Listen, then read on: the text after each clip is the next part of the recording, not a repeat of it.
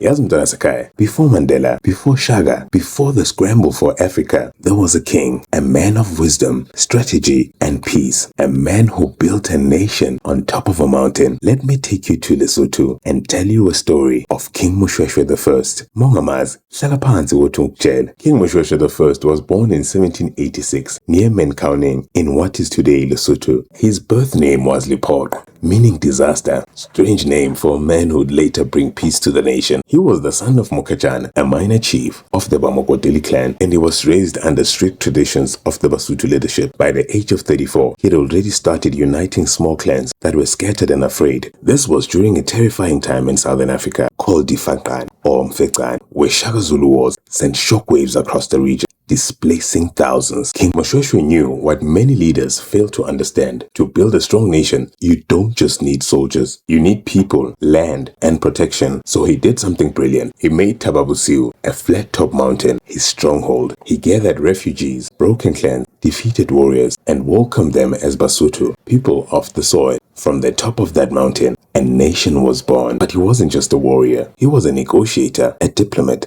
a master of alliance. He allowed Christian missionaries like Eugene Cassilis to live amongst his people. He learned their ways, their language, and used this knowledge when dealing with the Europeans. When the Boers from the Orange Free State started pushing into Basotho land, King Moshoeshoe didn't panic. He wrote a letter to the British, appealing for protection, using clever diplomacy. In one of the famous quotes, he wrote, "I'm your child. I need your protection. I'm the light in the darkness. Don't let it go out." But when diplomacy failed, King Moshoeshoe also fought back. During the Battle of Tababusiu in 1865, his warriors used the height and the rockiness of the mountain to defeat Boer attacks. Even though he eventually lost some land in the Basotho-Boer wars, he preserved the heart of Lesotho and ensured that his people never became fully colonized. In fact, because of his efforts, Lesotho remained independent from the Union of South Africa. King Moshoeshoe was a polygamist, like any king of his time. He had over 100 wives and many children, but only a few sons were key to his succession. His first son, Letsie I, succeeded him after his death in 1870. Many of King Moshoeshoe's descendants went on to lead Lesotho. The royal family that exists to this day traces back to him, but his legacy is not measured in wives or wars. It's in his values. He united instead of dividing. He protected instead of conquering, and he always put his people first. Today, King Moshoeshoe is remembered as the founder of the Basotho nation. His leadership ensured that Lesotho was never fully swallowed by colonial powers. His mountain became a symbol of resistance, and his name, it became legend.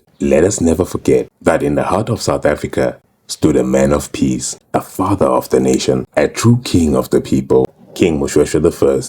Salute to the Mountain King.